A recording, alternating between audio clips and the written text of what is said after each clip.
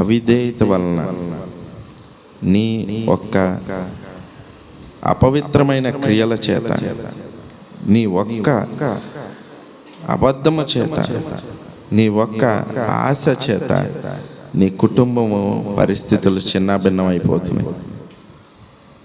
నీ ఆత్మీయ స్థితి సరిచేయబడాలనే దేవుని యొక్క వాక్కు సెలవిచ్చింది. ఇప్పుడు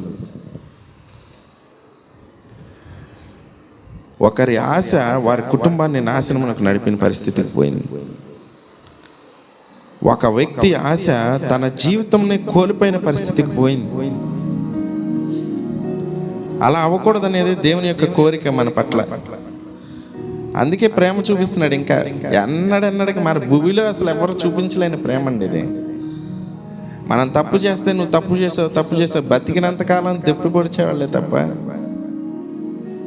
నువ్వు తప్పు చేసావు పోన్లే అయిపోయింది అది అయిపోయింది అనేవాళ్ళు ఎవరు ఉండరు. కానీ మన దేవుడు గొప్పోడు. తప్పు చేసావా, క్షమాపణ అడుగుతున్నావా, ఇంక నేను ఎన్నడికి మరలా గుర్తు చేసుకోను, నువ్వు మాత్రం మరలా చేయకు అని చెప్పండి.